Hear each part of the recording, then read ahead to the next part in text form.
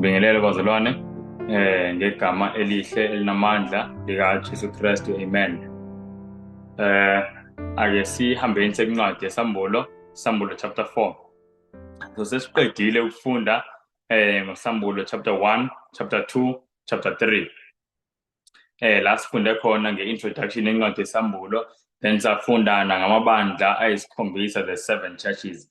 Nayo into esizofunda ngayo ukusukela manje besifunda about the 7 churches, manje sizothola esifunda ukuthi sizofunda about the 7 seals. Yabo? So sifunde about the 7 churches, manje sizofunda about the 7 seals. So the 7 seals ziqala kubani? Ku chapter 4, le chapter elandelayo. So singena kusambulo chapter 4 namhlanje. So ngizothi it's a new study, isifundo esisha, kodwa nakhona futhi sisahlangene siyaxhuma kulesi besisifunda, ake siyeni khona incwadi yesambulo chapter 4, Revelation chapter 4. Sisho masifile sothi amen. So ngazi sesifikile. Amen. All right. Mhlambe ake ngibuye ngikhuleke futhi as we begin. Nkosi enothando olumangalisa kakhulu, siyasondela kuwe, siyacela Nkosi usincede sifunda ilizwi lakho. Sicela umoya wakho engcwele Nkosi ulawule kuko konke Nkosi esizothi sikufunde ngoku. Udumo lonke Nkosi luze kuwe. We are really asking and pleading konke in the wonderful name of Jesus Christ. Amen. Amen. Incwadi yesambulo asiqale nje chapter 4 sofunda verse 1 to 4. Yebo. Emva kwalapho ngabona bhekani umnyango uvulekile ezulwini. Nezwi lokuqala engalizwayo linjengecilongo likhuluma nami lithi, yenyukela lapha, ngitshengiso okumele ukuba kube khona emva kwalokho. Masinyane ngaba kumoya, bheka, isihlalo sobukhosi sasimi ezulwini nohlezi phezu kwesihlalo sobukhosi. Nohleziyo wayefana netshe lejaspi nesadiyo ukubukeka kwakhe. Nothingo lwenkosazana luhaqe isihlalo sobukhosi lufana nesimaragidu ukubukeka kwakhe. Nesihlalo sobukhosi sasihaqiwe izihlalo zobukhosi ezingama24. Naphezu kwezihlalo zobukhosi kwakuhlezi amalunga angama24 embethe izingubo ezimhlophe enemiqhele yegolide emakhanda awo. Bheka sifunde no verse 5 futhi. Nasesihlalweni sobukhosi kwaphuma imibani namazwi nokuduma nezibani zomlilo eziyisikhombisa zavutha phambi kwesihlalo sobukhosi ezingomoya abayisikhombisa bakaNkulunkulu. Amen. Now bazalwane, esikutholayo la sithola kukhulunywa kakhulukazi ngani? Ngesihlalo sani sobukhosi. Angisho konjalo. Kukhulunywa ngesihlalo sobukhosi. Now i-chapter yonke vele kukhulunywa ngalesihlalo sobukhosi. Chapter 4 kukhulunywa ngesihlalo sobukhosi. La uNkulunkulu ubaba ehlezi khona. Na ku chapter 5 kukhulunywa ngesihlalo sobukhosi, la sekungena khona manje iwundlu, sekubonakala iwundlu engathi lisanda kuhlatshwa ngamanxeba emhlabeni. Ize ithi ku verse 6 ithi ngibone a lamb as it had been slain. Siyibona leyo nto. So sekubonakala isihlalo sobukhosi, kubonakala kodwa manje newundlu ku chapter 5.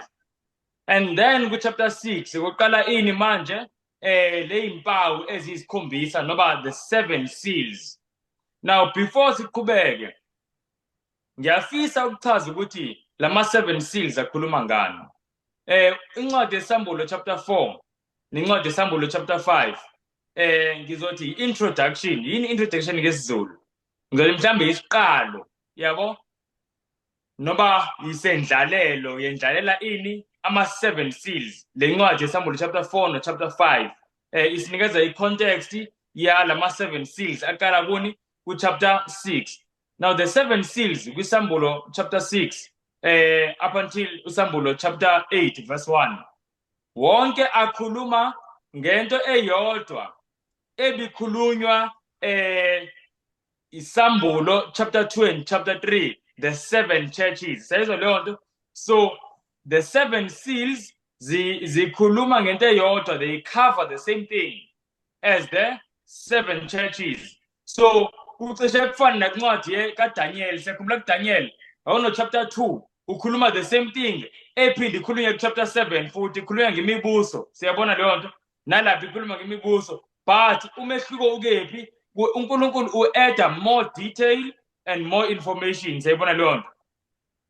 Now nala kwi-7 seals uNkulunkulu u-adda more detail and more information. Ngizokwenza nje isibonelo. Mawufunda about the sixth church, siyabona leyo nto, ibandla lesithupha ePhiladelphia. KwiPhiladelphia mawufunda ibandla lePhiladelphia uthola lapha ukuthi yini eyenzakalayo phakathi ebandleni, nokuthi uJesu mayelibuka ibandla ulibuka kanjani, uthokozile yini ngalo ibandla noma akathokozanga ngalo. Siyibona leyo nto. But mase ufunda about the 7 seals ikhuluma about the same time period ngesikhathi esifanayo nebandla ePhiladelphia, but manje isitshela ukuthi yini eyenzakalayo kumhlaba wonke ngalesikhathi sebandla. Iseal yesithupha, the sixth seal, yila iBhayibheli lisitshela khona. Mhlawumbe sike silifunde sibone. I'm just making an example, sibone ukuthi kuyafana but ku-add information. This is the first point engifuna sibone ukuthi the 7 seals esizofunda ngawo akhuluma ngento ethe icishe ifane nani ne7 churches namabandla esikhombisa. Siyabona leyo nto. Kodwa uNkulunkulu u-adda i-information ngoba uNkulunkulu uyasithanda kakhulu, akafisi kube khona ukusilahlayo nokusiphuthayo. Konke okumele sikwazi okuthintana nensindiso yethu uNkulunkulu kwambulile. Sekuyithi-ke esingahlala mhlawumbe singakufundi, kodwa uNkulunkulu kwambulile. Asiyeni kuSambulo chapter 6 verse 12. Asifunde nje verse 12 until 13. Verse 12. Ngase ngibona lapho livula uphawu lesithupha. Kwaba khona ukuzamazama okukhulu kumhlaba, nelanga labamnyama njengendwangu yesaka loboya, nenyanga yonke yaba njengegazi. Nezinkanyezi zezulu zawela emhlabeni njengomkhiwane uvuthulula umhobo wawo nxa uzanyazanyiswa ngumoya omkhulu. Amen. Siyakhumbula bangcwele ukuthi sake safunda ngale impawu zesikhathi kade sifunda ibandla lasePhiladelphia ukuthi lezi zinto ngempela zenzeka ngesikhathi sebandla lePhiladelphia. Siyakhumbula sifunda incwadi yesambulo ku-chapter 3 about the sixth church ePhiladelphia. Zabonakala zonke lezi zinto. Sibona la ngesikhathi sabazalwane babememezela ukubuya kwesibili kaJesu Kristu. Bazibona ngempela le impawu zisenzeka la ilanga lacisha, the eclipse. Siyabona leyo nto eyenzeka ngonyaka u1780. Nenyanga yababovutshwe engathi igazi, nange-earthquake futhi eyenzeka ngo1755. Sakufunda konke lokho. Safunda futhi nangokuwa kwey'nkanyezi okwenzeka ngo1833. Konke lokhu sakufunda okwenzeka ngesikhathi sebandla iPhiladelphia. So bengifuna ukuveza ukuthi kwincwadi yesambulo chapter 3 la khulunywa ngoPhiladelphia, into oyitholayo kuphela mawufunda ngePhiladelphia, mawukhuluma ngebandla lesithupha, uzothola ukuthi uJesu uthini ngebandla, ibandla linjani, uJesu libuka kanjani, yini ekumele liyenze, linga-improve kanjani, zonke lezo zinto. But awutholi ukuthi yeziphi impawu ezenzekalayo around ibandla ngaleso sikhathi. uNkulunkulu uze azokambula lokho masewufunda manje ngama-7 seals ngempawu eziyisikhombisa. So that's the first point engifuna siyithole bazalwane, sifunda about the 7 seals, sihamba kwindawo eyodwa lebe sihambe kuyona sifunda ngamabandla ayisikhombisa. Now into eyisimangaliso kakhulu, masifunda amabandla ayisikhombisa, eliphi kambe bazalwane ibandla esigcine ngalo? Eliphi ibandla esigcine ngalo? Ibandla lokugcina esifunde ngalo kumabandla ayisikhombisa. Laodicea. Laodicea ngisho. Now ngicela ngitshela bazalwane, isimo salela bandla isimo esinjani? Isimo esihle noma isimo esibi esithusayo? Esithusayo, lisivivi, alibanda lishisi. Lisivivi, alibanda lishisi, isimo esibi, isimo esithusayo. In fact, uzathi uJesu isimo esimanyanyisayo, simenza afise ukuphalaza. Siyayizwa leyo nto? So ibandla lokugcina lesikhombisa ibandla elimenyanyisayo uNkulunkulu ngendlela elisivivi ngalo, elingenayo intshisakelo ngoNkulunkulu ngalo. Siyayizwa leyo nto? So uJohane uMambuli mayibona lokhu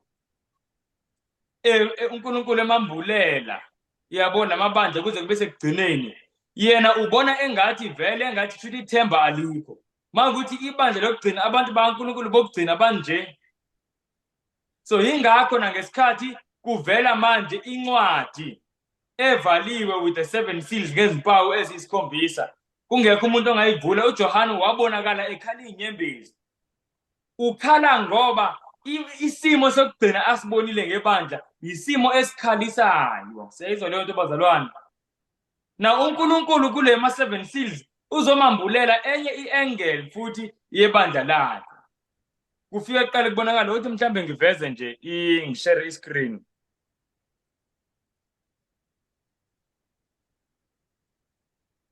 So the 7 seals zikhuluma ngalokhu lezithombe esizibonayo lezi. This is the 7 seals. Isilo yokuqala sisazobona sisazofunda ngako kubonakala leli hashi elimhlophe linqoba leli kube khona elibovu la kubhujiswa khona bese kuba khona elimnyama. Konke lokhu kuhamba nalamabandla lawo. Leli limhlophe ihashi li representa ibandla lokuqala laNkulunkulu lalinqoba. Lana leli libovu ihashi ibandla laNkulunkulu isimina leli lalishushiswa.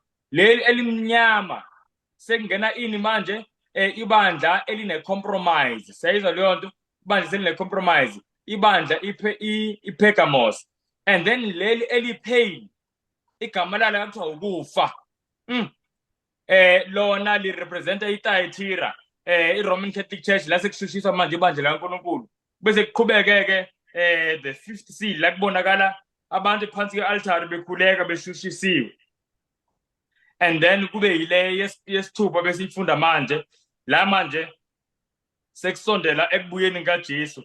And then isili esikhombisa kuRevelation 8 verse 1 yila seyibuya uJesu lithi iBhayibheli kwaba khona ukuthula ezulwini. Siyabona leyo nto kwathulelwana ezulwini ingoba ingilosi zonke zezulu zashiya izulu ziza la emhlabeni. Uma ufunda incwadi yaMateyu 25 kuthi uJesu mayeza ezosilanda uzoza nengilosi zonke zezulu. Ingakho kuzoba khona ukuthula ezulwini. So ama 7 seals aphela kanjalo. Na bazalwane kwibandla lokugcina uJohane wabona ibandla ngingathini elibhedayo kakhulu. But manje uNkulunkulu wenza umusa oyisimangaliso. Into uNkulunkulu manje ayenzayo lana ku7 seals ubonisa uJohane isigcino sebandla. Ubonisa uJohane ini isiphetho sebandla isigcino sebandla. And manje akasaboni iLaodicea ibandla lesivivi. Ibandla elifuna ukumphalaza uNkulunkulu ubona isixuku sabantu ekuthiwa 144,000. Ake siyeni khona kwincwadi yeSambulo chapter 6. Sizoqala nje kuverse 14 sehle nakho sima kuverse 17. Into engenza bazalwane sisenza manje an overview isummary yama 7 seals sibone ukuthi yini esofunda ngayo and then sizongena kuye one by one as siqhubeka ngezifundo week after week. So namhlanje sibuka nje isummary yama 7 seals summary kuphela and then sibuke futhi ne-identity ukuthi wobani the 24 elders, the identity of the 24 elders abadala abayi-24 abakhulunywa ngabo lapho kwincwadi yeSambulo. And then sizoyiphetha nje lapho. Asiyeni verse 14 to 17. Nezulu lagoqwa njengomqulu wencwadi usongwa nezintaba zonke neziqhingi zasuswa ezindaweni zazo. Namakhosi omhlaba nezikhulu nezinduna nabacebileyo nabanamandla nezigqila zonke babakhululekileyo bacasha emihomeni nasemaweni ezintaba. Base bethi ezintabeni nasemaweni, welani phezu kwethu nisisithe ebusweni balohle ezihlalweni sobukhosi nasolakeni lwewundlu. Ngokuba usuku olukhulu lolaka lwabo selifikile, ngubani onamandla okuma na? Lithi ubani onamandla okwenza njani? Uma na. Amen, amen, amen. La bazalwane ila sekuvule khona ini uphawu lwesikhombisa the 6th seal. And la siyabona ukuthi bazalwane ngingathi Yila kubuya khona uJesu. These are the last and final scenes of the Earth's history.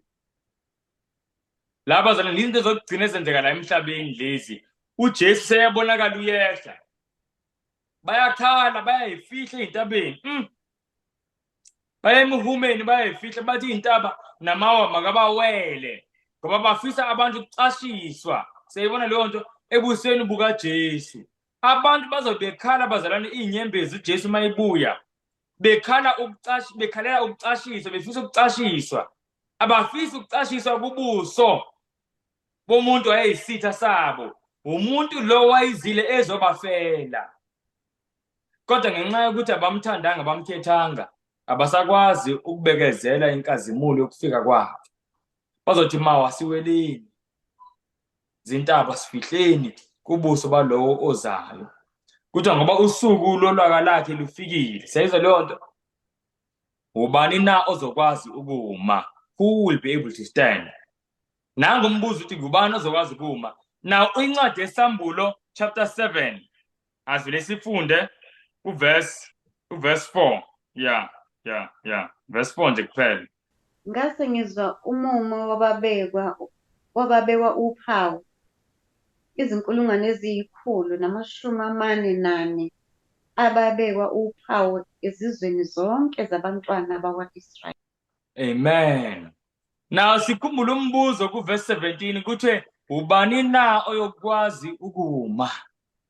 And ngempela mawufunda amabandla, ufunda ngebandla lokugcina, ibandla laNkulunkulu lizobe liphila esikhathini sokugcina. Kuba ngathi akekho umuntu ozokuma ngoba ibandla kuthi lisivivi. Kuthiwa ibandla liphakeme. Kuthiwa ibandla lizitshentile nakho konke. Ibandla lifuna ukumphalazisa uJesu. Ibandla lidinga ukuguquka. Sokuba ngathi akekho umuntu ozokuma. But mawufunda incwadi yesambulo 7 verse 4 kubonakala kukhona abantu ekuthiwa naba-ke abantu ababekwa uphawu lukaNkulunkulu abazoma. Siyayizwa leyo nto? And kuthiwa labantu babizwa ngani? 144,000. Igroup lebazalwane yabantu abangcwele ngendlela eyisimangaliso. Abantu abadele konke komhlaba. Bathi ebunzimeni bezimo abadlula kuzo kodwa baphila impilo yobulungisa. Uyazi ukuthi bazalwane ngezinye izikhathi kunzima kanjani ukuphila impilo eqotho ube uhamba ebunzimeni. Kodwa labantu kuthiwa badlule ebunzimeni kodwa baphila impilo eqotho.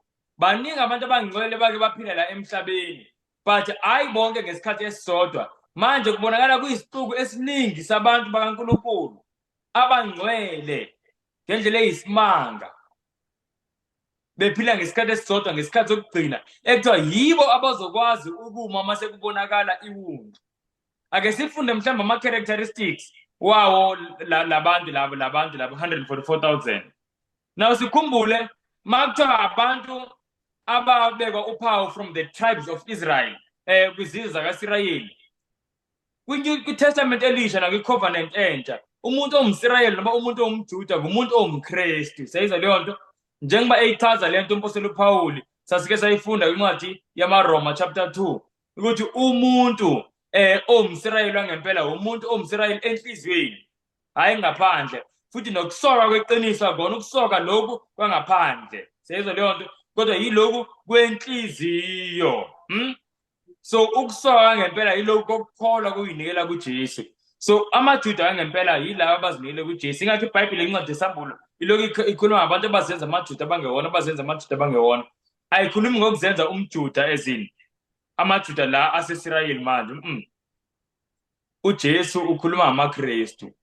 uJesu bengakhulume ngamaJuda abesazi ukuthi amaJuda amrejecta. And naye uJesu washo yena uqobo kwincwadi kaMateyu 23 verse 38 ukuthi manje seyibashiyile, uthi your house is left unto you desolate, uthi seyisele indlu yenu kini ephuma etempileni kokugcina.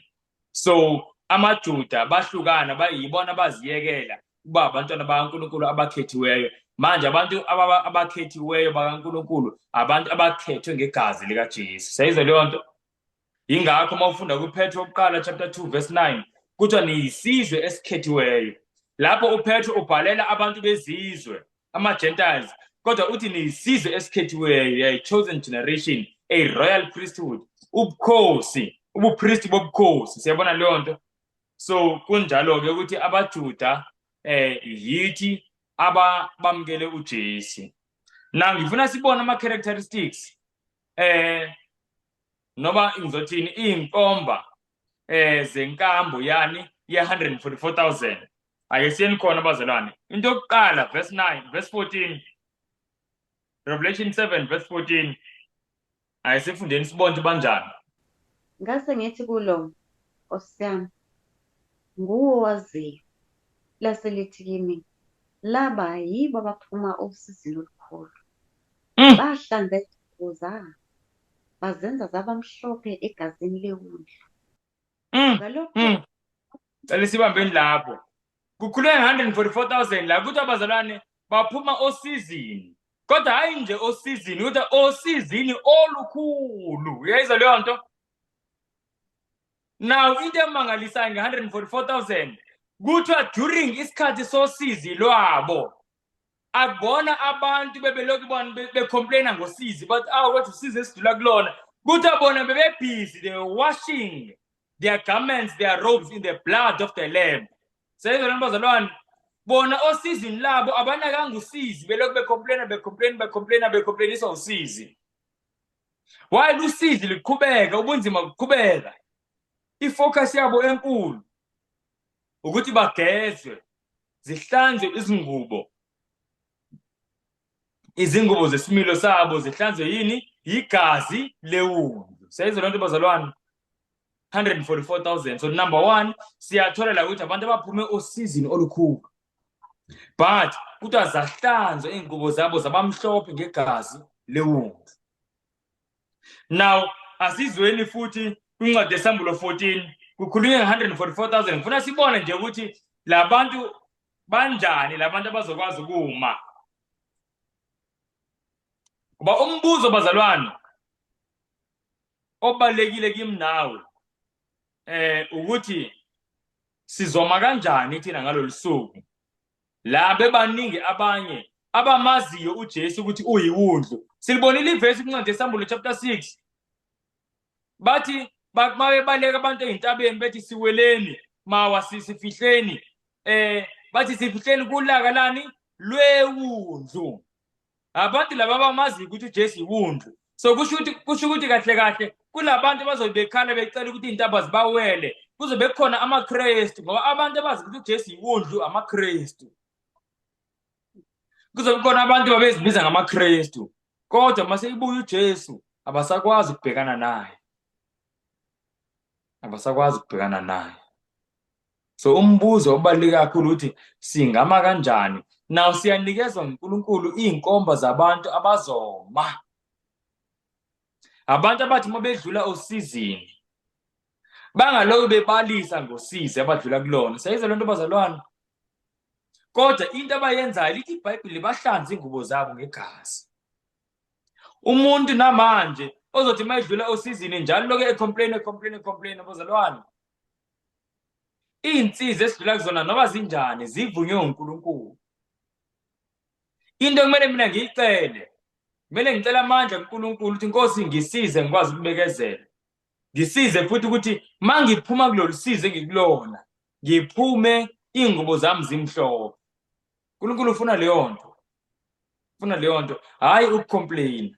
Yingakho iBhayibheli incwadi kaJakobe lithi babusisiwe ababekezelayo. Seyizwa leyo nto, hhayi abadlule ezinsizini. Ungadlula olusizini kodwa uma ungabekezela awubusiswanga. Umuntu obusisiwe ngumuntu obekezelayo.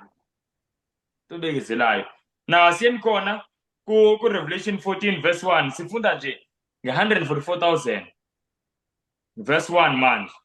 ngase ngibona, bheka iwundlu ngase ngibona, bheka iwundlu limi entabeni yaseSiyoni, kume kanye nalo abayizinkulungwane eziyi144, benegama lalo negama likayise lilotshwe emabunzini abo. Ngase ngizwe Cele simeni lapha kancane bazalwane. Siyazi into eyenzakala yini? Kuthiwa labazalwane labantu laba banani emabunzini wabo banegama likaNkulunkulu babo. Sayizwa leyo nto bazalwane? Yes. Banegama likaNkulunkulu emabunzini abo. Now akusho lokhu ukuthi uzothi manje masihamba nawe emhlabeni kuzobe kunabantu esababona sekubhaliwe emabunzini. Cha. Ebunzi yini esebunzi? Ingqondo yethu. Sayizwa leyo nto? Na umuntu mayinegama likaNkulunkulu ebunzi lakhe kusho ukuthi umuntu kahle engqondweni yakhe konke sekuthobele intando kaNkulunkulu. Konke akwenzayo seyenza nje lokho okufisa uNkulunkulu. Wenza lokho okufisa uNkulunkulu. Yingakho uJesu ukhuluma ngokuthi ngesikhathi sokugcina sizobe sibulawa ngenxa yegama lakhe. Sayizwa leyo nto? Incwadi kaMateyu 24:9. Kuzoba kungenxa yokuthi sesithobela uNkulunkulu, asisathobeli izinto zezwe, asisathobeli ama-culture nama-fashion konke nje okwezwe sakuthobeli. Sesinegama likaNkulunkulu emabunzi ethu. Sayizwa leyo nto? And then uthi uJesu sizokuzondwa izizwe zonke ngenxa yegama lakhe. Intshushiso, into eyenza ukuthi namanje bazalwane intshushiso yamaKristu ingabikho yingoba amaKristu manje akabi nalo igama likaBaba emabunzi. Kwezinye izinto abantu sivumelana nabo noba sibona ukuthi lento bayenzayo iphuma eceleni, ngoba asifisi ukuhluka kakhulu mhlawumbe, noba asifisi ukubonakala engathi sizenza ongcwele noba yini nje siyibonayo esisuke siyicabanga. Kodwa kuthiwa le number le 144,000 izobe ingakunakanga konke lokho. Inegama likaNkulunkulu ebunzi. Inegama likaNkulunkulu ebunzi. Konke kubhale ukuthi uNkulunkulu okungcwele. Ake sibuke nokunye nge-144,000. Verse 3. Bahlabalela igama elisha phambi kwesihlalo sobukhosi. Sorry, ngiyazi ngithi verse 3. Bengifisa verse 4. Uverse 3 ngikuthanda nje ngokuthi uthi basihlabelela igama elisha. Igama ukuthi babecula ingoma engafundeki, ukuthi akekho umuntu ekwazi ukufunda ingoma babeyicula. Asiyeni kuverse 4. Labo yibo abangangcoliswanga isifazane ngokuba bayizintombi. Labo yibo abalandela iwundlu noma liyaphi. Labo bathengwa ebantwini babe lulibo likaNkulunkulu nakulo Imani bazalwane. Kuverse 3 siyatshela number 1 ukuthi labantu yibo abanjani abangangcoliswanga isifazane noma besifazane. Kusho ukuthini lo makuthiwa bayizintombi? Kusho ukuthini lokho? Sikhumbule bazalwane ukuthi incwadi yesambulo ibhalwe kanjani? In signs. Siyabona leyo nto, and symbols. Siyakhumbula into esayifunda ngesikhathi sasaqala ukufunda incwadi yesambulo. IBhayibhile kwincwadi yesambulo chapter 1 verse 1 ithi the revelation of Jesus Christ which God gave unto him to show his servants things which must shortly come unto pass. Siyabona leyo nto. And then ithi kuverse 2 and he sent and signified it unto his servant John by his angel. So manje ithi kuthiwa uJesu mayinikeza uJohn lencwadi kuthiwa it is sent and signified. Leli gama lithi signified igama lesiGreek elithi seimahino, elisho ukuthi ukubhala into ngezibonakaliso ngama-symbols. Siyayizwa leyo nto? Igama elilodwa elisetshenziswayo kwincwadi kaJohn 12 verse 33 makuthiwa uJesu wayibonakalisa noba he signified what type of death he would die. Siyabona leyo nto ngesikhathi ethi uJesu uzophakanyiswa. So lokuphakanyiswa kwakhe kwakuyisymbol yenhlobo yokufa azokufa. So the book of Revelation singabokhohlwa lokhu kubhalwe in symbols. So okuningi kun symbols kuncane okuliteral. Siyabona leyo nto. Now lana makuthiwa i-144,000 bayizintombi abangcoliswanga ngabesifazane. Ukhulunywa ngani? eBhayibhelini okanye incwadi yesambulo owesifazane bazalwane urepresenta ini? Sele ningitshene. Owesifazane, what does a woman represent? Ibandla. Now okay, athi ngibuze ibandla libangcolisa kanjani abantu? Makuthiwa labantu abangcoliswa ngabesifazane ibandla lingamngcolisa kanjani umuntu? Kusho ukuthi ngoba ibandla alisakhethi selenza nokwezwe sekuxubile kodwa bona bathi stay sanctified and they stay apart from what ibandla elixubayo elikwenzayo. Amen, bazalwane. Ibandla limngcolisa kanjani umuntu? Limngcolisa ngezimfundiso. Now ukuthi anginaso isikhathi mhlambe singawubhala phansi amavesi. Mawufunda kuTimothy wokuqala, 1 Timothy chapter 3 ku verse 15, kuthiwa ibandla is the pillar and ground of truth. Sayizwa leyo nto? So ibandla likaNkulunkulu kahle kahle yilamele ngaba kuphuma khona iqiniso likaNkulunkulu. Kuze abantu baphile ngalo. But ibandla elingcolisanayo ibandla elingakhiphi iqiniso likaNkulunkulu, elikhipha amanga avela kuSathane. Sayizwa leyo nto? And as abantu belandela amanga bayangcola. Kubonakala manje ngezenzo zabo, ngendlela yokuphila kwabo ukuthi bangcolile. And makubukwa isource yokungcola kwabo ibandla abakulona. Sayizwa leyo nto bazalwane? So kubalulekile lokhu sikubona ukuthi 144,000 abantu abangangcoliswanga yimfundiso ezingamanga ezisuka emabandleni. You know, namafunda kwincwadi yeSambulo chapter 17 siyakhumbula sake sayifunda. La kubonakala owesifazane ogibele isilo, siyakhumbula lithi iBhayibheli ku verse 4 wayephethe ini indebe enewayini. Kuthi phakathi kule ndebe kwakuyini? Kwakugcwele amanyala onke omhlaba. Kuthi full of the abominations of the earth. Siyabona lento bazalwane? So ama-abominations lapho yimfundiso ezingamanga, izinto eziyizinengiso kuNkulunkulu. And ukuthi 144,000 ayingcoliswanga yiloko. Izinengiso njengokuthi mhlambe abantu abakhuleka noba abahlabela abantu abangasekho. Uthi uNkulunkulu yisinengiso leso, yabo? Siyakuthola lo wangisho kwincwadi kaDeuteronomy chapter 18 kusukela ku verse 10 uyoma ku verse 12. uNkulunkulu makhona umuntu oya kwababhulayo noma kwaba namadlozi noba omlozikazana kuthiwa bayisinengiso uNkulunkulu. Na kunamabandla iBhayibheli elithi aphethe lezinengiso. Ziningi abazalwane ezinye izinengiso. Njengokuthi umuntu ephila esonweni sithi hayi ku right kulungile. Ziningi izinengiso sake safunda ngazo bazalwane. So ibandla liyakwazi ukungcolisa umuntu ngezimfundiso eziyisinengiso. Kuthi 144,000 bayizintombi, asike isinengiso abasamukelile. Zonke izinengiso izimfundiso ezingamanga. Siyakhumbula sifunda futhi nangezinengiso kwincwadi kaEzekiel. La ku-Ezekiel chapter 8 uNkulunkulu ebonisa uEzekiel ini izinengiso eziningi. Ulokethi hayi ukubona lokhu ngizokubonisa okungaphezulu kwalokhu. Ngizokubonisa okungaphezulu kwalokhu. Then ku verse 16 kaEzekiel chapter 8 uNkulunkulu ugcine ebonisa uEzekiel amadoda etempileni kaNkulunkulu ekhonza ilanga, sun worship. And siyakhumbula sifunda nge-sun worship ukuthi usuku lwelanga kuyiSunday, kuyilona suku elingcwele lokukhonza kulo ilanga. And leli suku leli langena nebandla iRoman Catholic Church. So naloko bazalwane yisinengiso.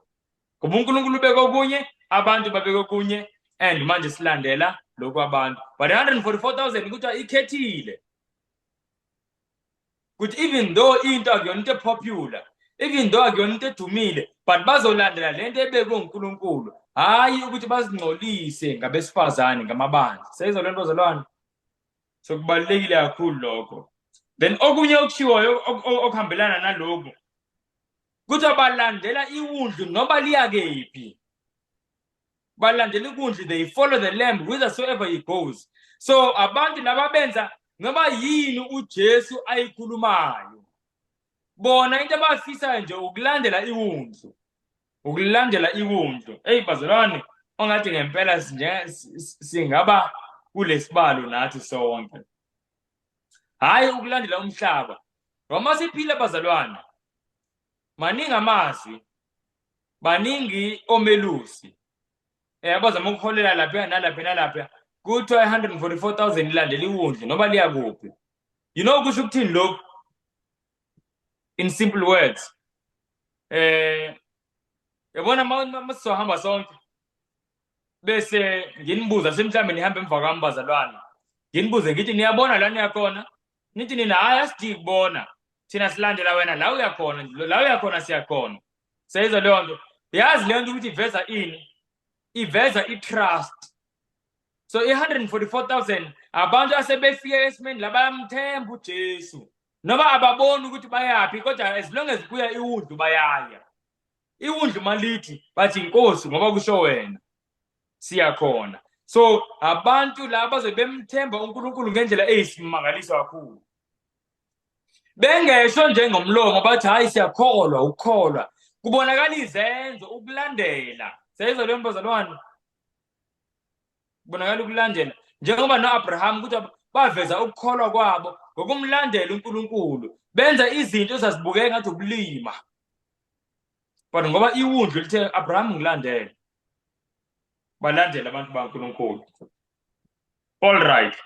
Ake siqhubekeni. Kuthiwa yini enye 144,000? Yebo ukuthi abasindisiwe emhlabeni abantu laba bazalwane abangazi kubona ukufa. Njengoba kuthiwa ubani kuthiwa usuku lika Jesu selifikile ngisho sakhumbula umbuzo. Kuthiwa ngubani uyakwazi ukuma? So ubani ozoma uJesu mase eqhamuka. So abantu laba bazobephila emhlabeni uJesu mayeqhamuka kudabuka isibhakabhaka. So ile generation yethu bazalwane. Na umbuzo ukuthi ngempela bazalwane.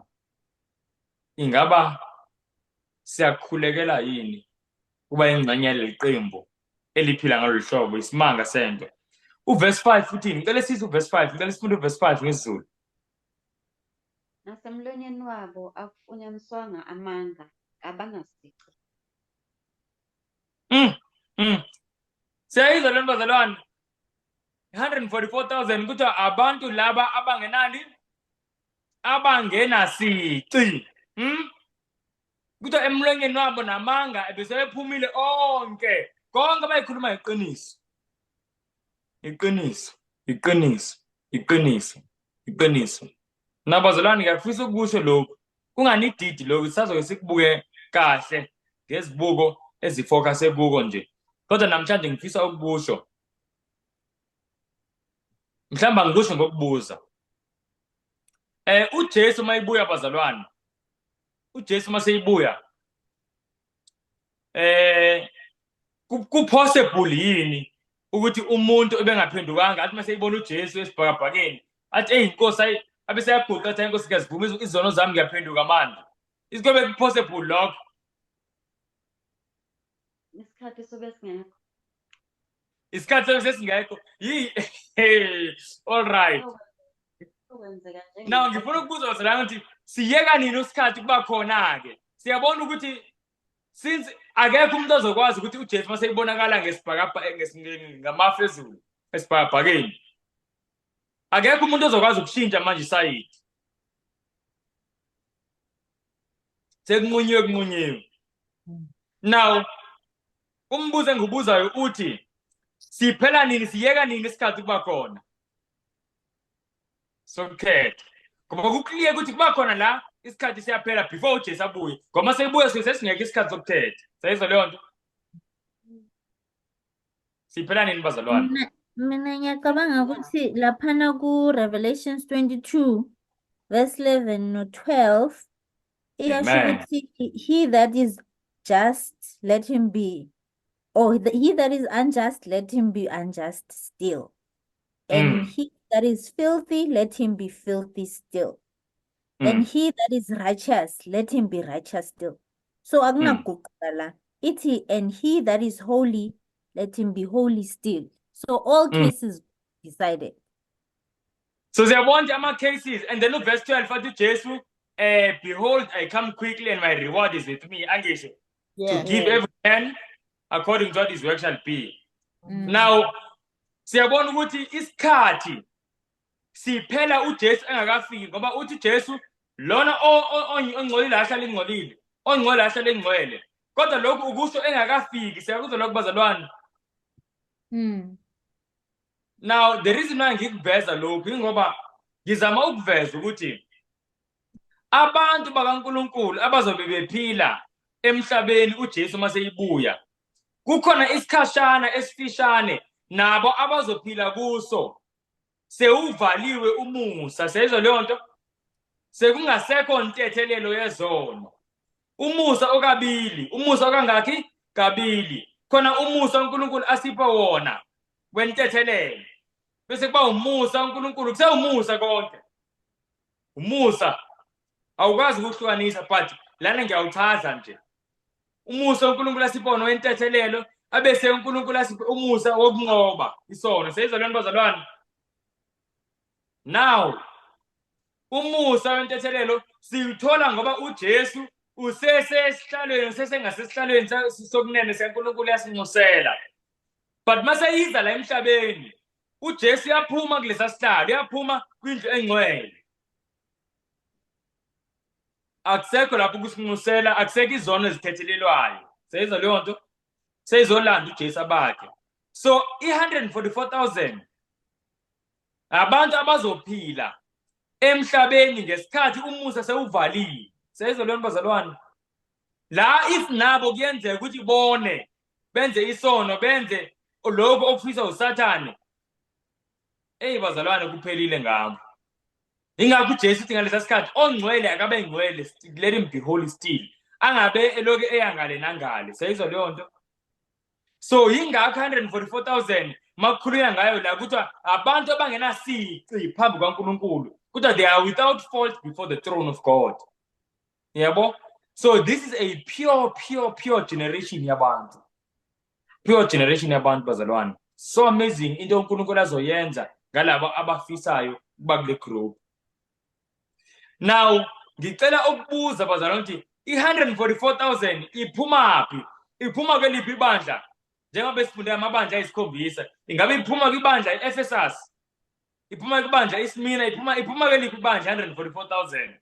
Wonke amabandla. Okay bazalwane. Na angisho manje isikhombisa.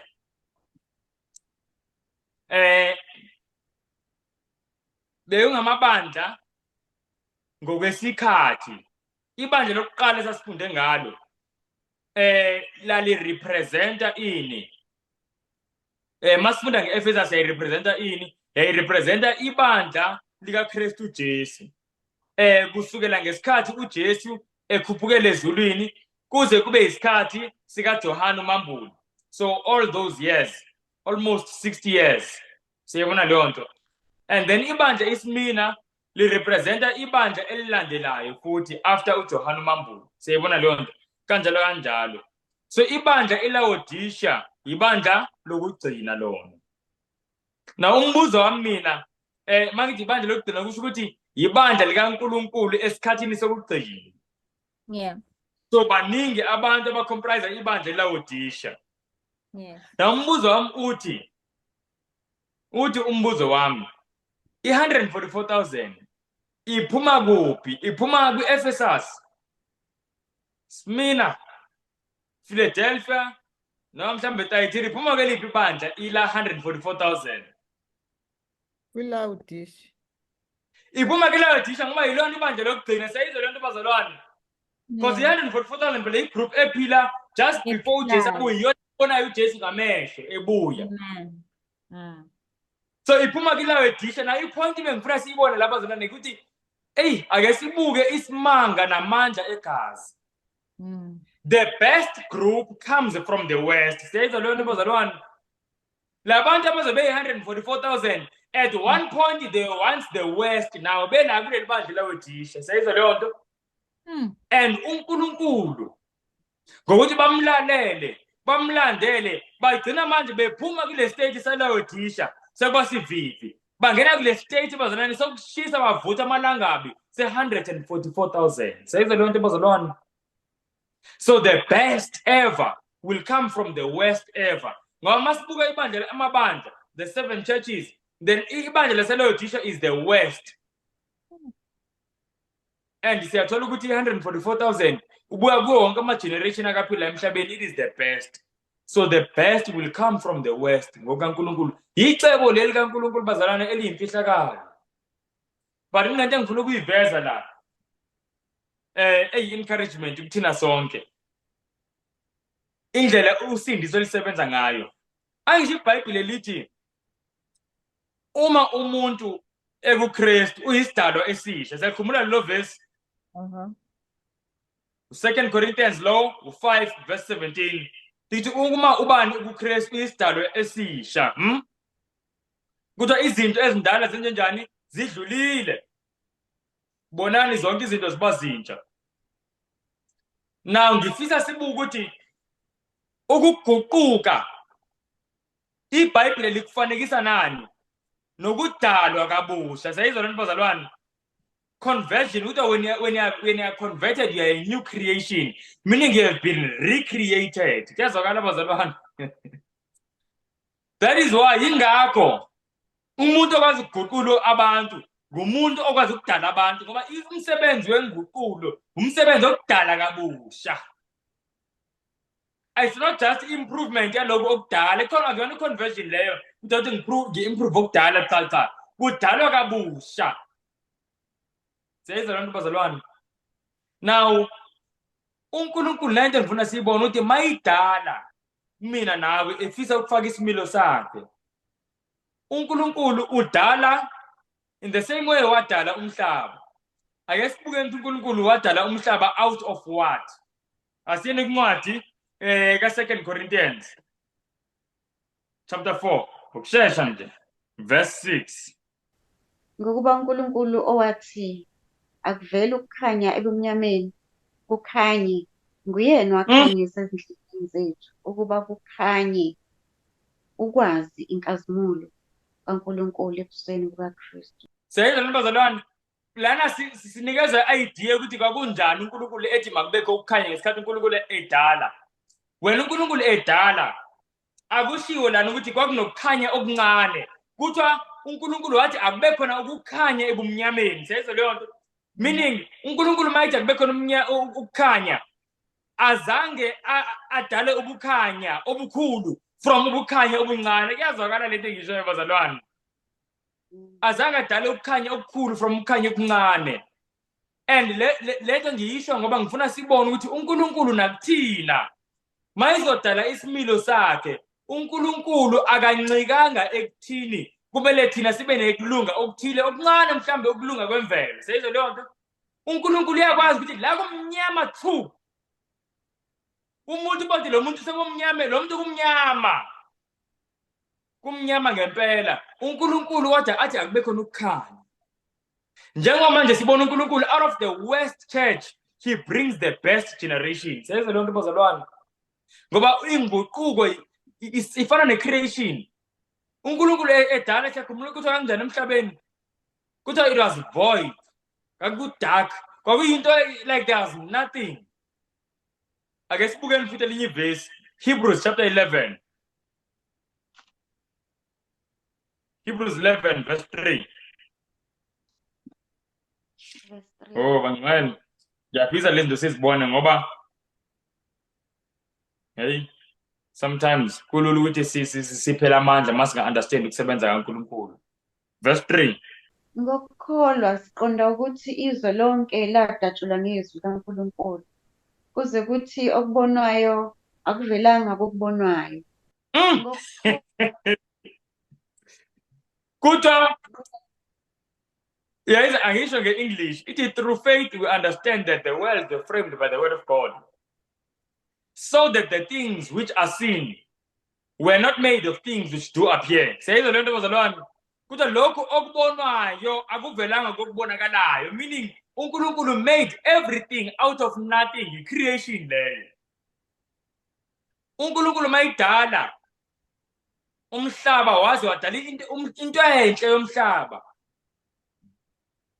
Excuse. uNkulunkulu had no raw material wayisebenza ngayo. Seyizwa lento bazalwane, so nakuthina i-conversion is the work of recreation. uNkulunkulu is not depending on any inherent goodness. uNkulunkulu akancikanga ebuhleni esinabo thina kwemvelo. Mhlawumbe thothi omunye umuntu azitshela ukuthi hayi vele mina ngikwazile ukuthi ngikholwe ngoba ngizwe abantu besho kanjalo, ngangivele nginokulunga kwemvelo, ukukholwa kwakungifanele. Bese bakhona umunye athi hey hayi mina ngeke kubi kakhulu, angiboni ngiyakholwa, ngibheda kanje. And thothi nathi ngezinye izikhathi nesikholwayo, sometimes you fail so many times on the same point. ubonje yabona when it comes to into ethile mhlawumbe when it comes to patience angibekise nje when it comes to patience ngiyabona ukuthi ngiyahluleka angiboni ngaze nginqobe kanjani ngoba I'm so impatient and I got this from my mother, I got this from my father. Oye mhlambe when it comes to ulaka yabo itemper into enginolaka angiboni but into esingayi-understand masikhuluma ngokuthi asiboni ukuthi kungenzeka kuthini ukuthi sinqobe lokhu into esingayi-understand ukuthi uNkulunkulu uyakwazi ukwenza into ibe khona out of nothing la ibingekho at all hayi ukuthi ibe khona into encane where there was nothing ukuthi uNkulunkulu wenza umhlaba wonke out of darkness uNkulunkulu wenza ukukhanya sayibona leyo nto like kuthi kumnyama uthi wena ubumnyama let it bring forth light ungayithola kanjani into kanjalo yinto engenzeki but uNkulunkulu uyakwazi ukwenza ingakho uNkulunkulu kuphela okwazi ukuguqula abantu ngithi ngiyisoni impilo yami ibovu yizono ngisi isono ngisidla engathi ngidependa kusona yabona siyakhumbula ivesi sakhe salifunda kwincwadi kaJob kuJob chapter 15 kuverse 15 no 16 lithi behold he putteth no trust in his saints yea the heavens are not clean in his sight how much more abominable and filthy is man which drinketh iniquity like water kuthi ungcole kangakanani ke umuntu ophuza isono njengamahanzi umuntu ongahlangana noJesu isono siphuza njengamahanzi usuke engcolile kakhulu but ukuthi uNkulunkulu makes everything out of nothing yabo so the lesson lesiyifunda kuleli bandla laseLaodicea bazalwane is a huge encouragement ukuthi from leli bandla eliweak kanje which is the worst of all the 7 kuzovela the best the 144,000 but yini esisizayo ukuthi sifinyelele kulokho bazalwane ngicela ukuyiveza ukuthi yini esisizayo asiyeni incwadi kaLuka selincwadi kaLuka chapter 21 sibheke ukuthi masifuna ukuma ngaleli suku uJesu ebuya ngamanye amazwi masifuna nathi kuba yi144,000 kuthiwa yini ekumele siyenze yazi into esimple kanjani hey bazalwane so amazing sesifikile verse 36 verse 36 ngakho lindani ngesikhathi sonke nikhuleke ukuba nibe namandla okuphepha kukho konke lokhu okuyakwenzeka nawokuma phambi kwendodana Seyizwa le nto bazalwane ngicela ukubuza ngifuna ukwenza sho ukuthi siyizwile masifuna ukuthola amandla wokuma phambi kwendodana yomuntu maseqhamuka kuthiwa yini ekumele siyenze kumele senze njani sikhuleke glory to God bazalwane ngizontshela iqiniso uyabona bazalwane there is a remedy likhona ikhambi kumuntu ogulayo egula ngesifo sesono lelo khambi likuJesu kodwa silithola lelo khambi ngokukhuleka ngokucela mawukuthi ngiyazibona ukuthi nginolaka I have a short temper ngiyazibona ukuthi ngi-impatient ngizothi yini impatient anginaso isineke angikwazi ukubekezela mawukuthi ngiyazibona ukuthi angikwazi ukuyithiba zonke lezi zinto bazalwane siyayithola asizidali thina siyayithola ngokucela siyizwa leyo nto bazalwane nangokuqaphela ngoba lana lithi watch ye therefore and pray uwatch isho ukuthi uqaphele so ngokuqaphela nangokukhuleka bazalwane singagcina sikule ngxenye 144,000 abantu abamthembile uJehova ukuthi ayikho into emahlulayo because ukuze ukwazi ukumcela uNkulunkulu noba yini kumele ube like there must be a deep conviction enhliziyweni ukuthi uNkulunkulu ayikho into emehlulayo uthi noba usehluleka ukuthi kodwa uNkulunkulu akahluleki ngizomcela but mongathembi ukuthi uNkulunkulu ayikho into emehlulayo vele nokucela ngeke uzucele siyabona leyo nto and iBhayibheli mawufunda kumaHebheru chapter 11 verse 6 lithi iBhayibheli uNkulunkulu is a rewarder of them that diligently seek him sayizwa lento bazalwane ungumvuzi walabo abamfunisisayo akwenzeki umfuna uNkulunkulu angakuvuzi It's impossible. Uloku ukhuleka njalo uthi uNkulunkulu ucela ungisize ngenqoba ulaka. uNkulunkulu ucela ungisize ngenqoba ulaka. uNkulunkulu ucela ungisize ngenqoba ukwesaba. Ngeke uNkulunkulu angakusizi. uNkulunkulu ucela ungisize ngenqobe ukucomplaina. Seyizwa leyo nto? Ucela ungisize Nkosi ungiphe ukubekezela. uNkulunkulu lika iBhayibheli ungumvuzo labamfunisisayo.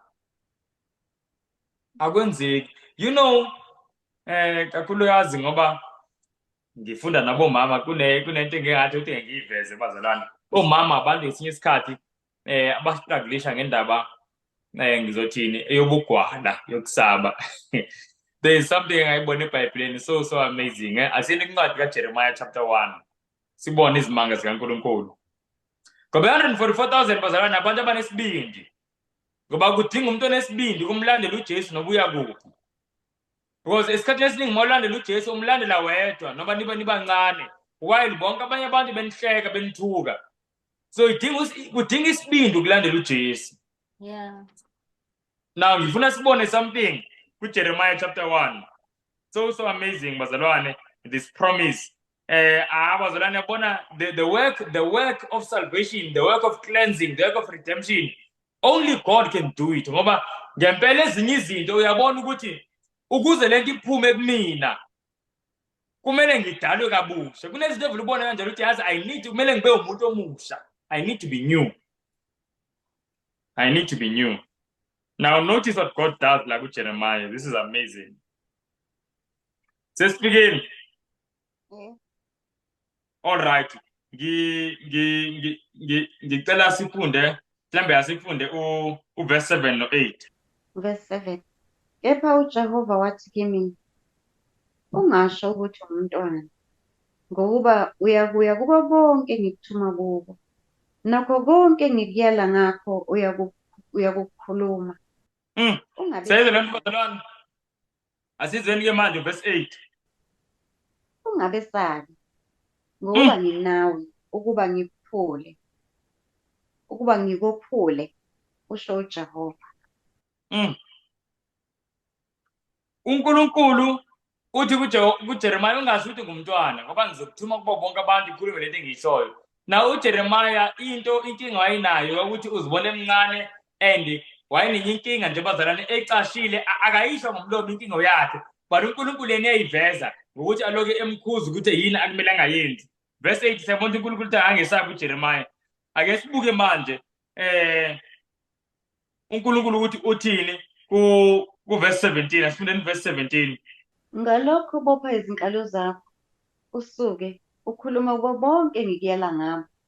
Ungapheli amandla ngabo. Funa ngiqede amandla akho ebusweni babo.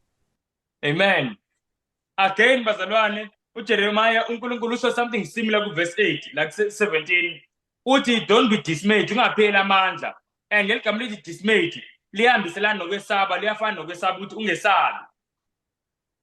Now uNkulunkulu ngicela ukubuza kubazalwane. Yini eyayenza ukuthi uNkulunkulu eloke repeat the same thing kuJeremiah athi ungesabi, ungasho ukuthi ngumntwana. Ungesabi, ungapheli amandla, ungesabi. Siyayizwa lonto. Yini eyenza ukuthi uNkulunkulu eloke esho leyo nto kuJeremiah masicabanga bazalwane? Uyabazi ubuthakathaka bethu uNkulunkulu ngoba nathi usitshela same thing. Ethi asambeni sifundisa abantu sibenza abafundi uthi ningesabi kaningi ngizobe nginani. Kaningi uyazi ukuthi sizothi hawu kodwa singayimela kanjani into yabantu sizosaba. Amen. So uNkulunkulu usuke mama ithi ungesabi yini usuke ibona kuwena? Kwesaba. Usuke bona uyesaba. NjengoNkulunkulu lethi kuJeremiah ungesabi uyabona hey lo mfana ushawa luvalo hayi kancane. Sengiyamimagine uJeremiah mhlawumbe wayejuluka eshawa uvalo. Lokho ungesabi. Ungapheli amandla. Ungesabi. Siyayizwa leyo nto? In fact, mawufunda ke incwadi kwincwadi ebhalwe Ellen White Prophets and Kings page 419 kuthi uJeremiah kuthi he was naturally of a timid and fearful disposition. So wayesaba umuntu wayigwala, siyibona leyo nto. Wayitimid engathi uyabona nje weak and futhi wayeyigwala uJeremiah. Siyakuzwa lokho bazalwane? Now ngifunde lokho konke ukuze sibone lokho esizokufunda manje. Ake siboneni ke manje kuverse 18 no 19. Ngokuba bheka, ngikubekile namuhla ube ngumuzi obiyelweyo, nensika yensimbi, nezingange zethusi ngakulo izwe lonke, nangawo amakhosi akwaJuda nezikhulu zalo, nangakubo abaphristi balo nabantu bezwe. Bayakulwa nawe, kepha abayikukwahlula, ngokuba nginawe, usho uJehova, ukuba ngikuphule. Siyamuzwa uNkulunkulu uthini? Now nayi into ayenzayo uNkulunkulu. Mase embiza uJeremiah ukuthi azoba umprofeti. Kune transformation eyenzeka la enhlizweni kaJeremiah. Ngoba izwi kaNkulunkulu liyadala. Uthi uNkulunkulu ngikwenzile kusukela namhlanje. Ukuthi ube insika yensimbi. Ube izingange zethusi. Seyizwa leyo nto? And uthi bazolwa nawe kodwa ngeke baphumelele. Ngamanye amazwi uthi uNkulunkulu njengoba Jeremiah wena umuntu otimid. Into engathi ithambile. Uthi kusukela namhlanje uzoba insika yensimbi. Uthi you're going to be a brazen wall. Udonga hayi lezitina, udonga lensimbi. Seyizwa lo bazalwane. Usho kigwala. Kuthi kusukela namhlanje awuselona igwala. Soyinsika yensimbi. And mase ufunda incwadi kaJeremiah kusukela lapha bazalwane. Ubona isimanga. Kuba ngathi iqamba amanga makuthiwa uJeremiah wayeyigwala.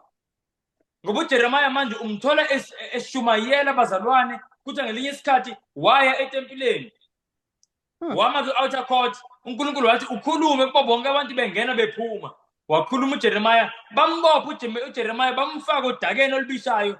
Aphuma uJeremiah aqhubeke ekhuluma. Dali befuna ukumbulala uJeremiah but still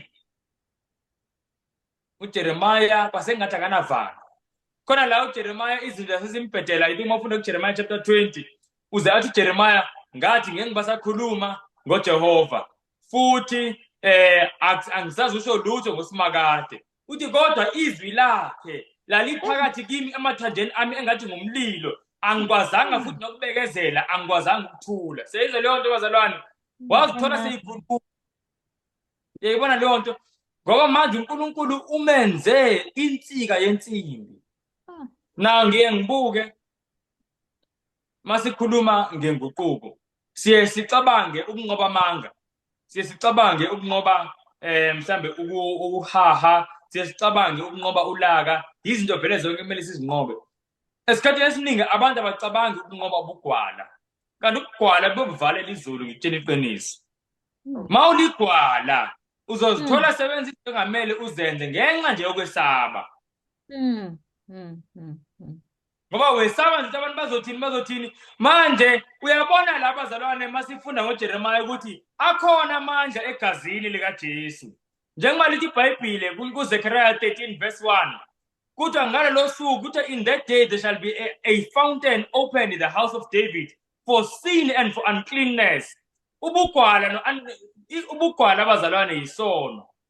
Ubugwala ubungcola. Ingakho iBhayibhile lithi kuncwadi yesambulo outside of the city are the fearful. Seze leyo nto laba ngamagwala.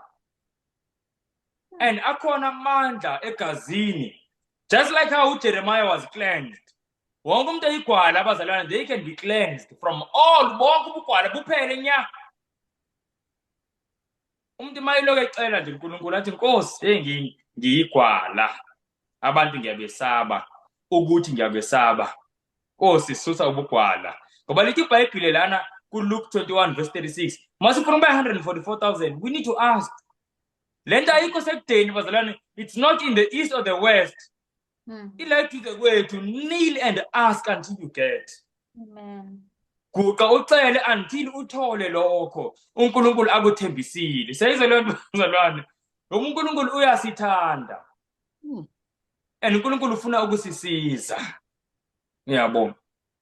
uNkulunkulu lokho esithethelela njalo thothi ngesinye isikhathi ngenxa yobugwala umphoqi uNkulunkulu ungayisho into bekumele uyisho. Yabo thothi manje somphoqile uhambe uyoxolisa akuthethelele uNkulunkulu. But uNkulunkulu is not only offering forgiveness, he is offering strength. ovale sesono. Siyayibona leyo nto bazalwane. So uNkulunkulu can bring, hey bazalwane, into emangalisayo out of nothing. Out of nothing. Yinto bengifuna siyibona about the 144,000 leyo. Kuningi bazalwane, 144,000 in group. You know, sizovala nje. I also want to say this. Mawufunda kwincwadi yesambulo chapter 15 kuverse 3 kuthiwa 144,000 icula ingoma ekaMose neyewundlu. Sayizwa leyo nto of Moses and the Lamb. And mawufunda kwincwadi Great Controversy page 648 kuthiwa ingoma abayiculayo yingoma yamava wabo. It is the song of their experience. So okusho ukuthi i-144,000 idlule ku-experience efana nekaMose newundlu. And bazalwane, uJesu noMose ibona abantu babe faithful kuNkulunkulu kunabo bonke abantu la emhlabeni. Lokho ukuthola kuphi? Mawufunda uHebrews chapter 3 from verse 1 to 3 uzokuthola lokho. Njalo iBhayibheli malikhuluma about the most faithful servants zikaNkulunkulu, ikhuluma ngoMose, ikhulume ngoJesu. Bekho and manje kuthiwa 144,000 mayicula izobe icula ingoma ekaMose newundlu. Sayizwa leyo nto? So labantu kuzobe kungabantu abathembekile kuNkulunkulu, hayi indaba yokudlala. Hayi indaba yokudlala. Kuningi okunye bazalwane concerning uMose noJesu esikutholayo kwi-144,000. Siyathola ukuthi uJesu yena waphila impilo eyayingenasono. uMose yena siyathola ukuthi uMose naye he was weak kodwa ngegazi he became strong. Sayizwa lento bazalwane? Ziningi izinto uMose wayezifunde ezikolweni zaseGibhithe. Mawufunda kwincwadi yeZenzo 7 verse 22 kuthiwa uMose wayenokuhlakanipha kwaseGibhithe konke. So wayefunde ezikolweni zaseGibhithe, efunde ukuba competitive, efunde yonke lento ye-pride, yonke leyo nto. Kodwa ngegazi likaJesu wanqoba. Uthi uNkulunkulu mase imfica uMose, umfica uMose sengesena pride. Mayithi Mose woza ngizokuthuma ebantwini bami. Athi uMose kodwa Nkosi ngoba uyangwazi angikwazi ukukhuluma, uthuma bani kodwa? Cela uthuma omunye. Uyambona lo muntu akuseyona umuntu ozishaya isifuba ethi ya Nkosi avele I'm the best person for the job. Akasenayo leyo nto. Ivele kanjani? Through the blood. Ngegazi likaJesu bazalwane. So i-experience le 144,000 uthi abantu have had serious defects. Kodwa njengoba Bishop incwadi besiyifunda Revelation 7 verse 14 kuthiwa they washed their garments in the blood of the Lamb. So abantu 144,000 akubona abantu abazalwe be-perfect. Abantu bebenokuningi. Omunye utholithi unethempa le ngathi manje athi mayikhuluma uzubona nje engathi angena umKristu lo. Mase frustrated umuntu kwenzeka izinto ezirong mhlambe ekhaya noma kwenzeka izinto ezirong emsebenzini noma emphakathini kube ngathi umuntu hawu ngempela yikholwa leli. But the 144,000 kuthi abazokunqoba konke lokho by the blood of Jesus. By the blood of Jesus. Ngabona bazalwane sizoyibamba lapho ngenxa yesikhathi. Yazi bengifuna sibone ukuthi obani the 24 elders kodwa ke sizohlangana next week. Yabona manje the book of Revelation jasiqala manje ukufunda ke. Bazalwane ngiyaninxusa don't miss a single study ngoba manje it's going to be very very interesting. Very very interesting. uNkulunkulu nje asisize ngempela siloke sikhona njalo. Ake siqimeleni bazalwane sizovala ngomkhuleko. uNkulunkulu asisize sihlale emkhulekweni. Sicele the secret of our success ebuKristwini ukucela. Abantu into abangaunderstand leyo. Abantu understand ukuthi imfihlakalo yempumelelo ebuKristwini ukucela. Cela. But kumthemba uNkulunkulu nokumcela because awukwazi ukucela mawungamthembi. You know sometimes ke ngihlale ngithi Nkosi manje yini ofisa ngiyenze. Like you understand ukuthi like iBhayibheli njengoba lelikhulu kanje. Where do you start? Yabo mawuthi mhlambe hayi ufuna ukufundisa isifundo noma ufuna like uqala kuphi? But mawumthemba uNkulunkulu ukuthi hayi uNkulunkulu mangimcela ukuthi akangibonisi ukuthi ngifundise kuphi. Uzoguqa in the midst of the confusion uthi Nkosi ngibonise. So uNkulunkulu mawumthemba kulula ukumcela but mangamthembi ngeke ukwazi ukumcela. So we can only gain the victory by faith and asking persistent prayer kakhulu. Yabo. Ake sivaleni bazalwane ngomkhuleko. Nkosi enothando olumangalisa kakhulu, siyakubonga. Nkosi yezulu iyamangalisa. Lord, your promises and the things you do, they are so amazing. We really thank you. Siyakubonga kakhulu. Sibonga Nkosi umnikelo owenzile ngokunikela Nkosi ngendodana yakho kokuphela kwayo. Ukuthi Nkosi sisinde.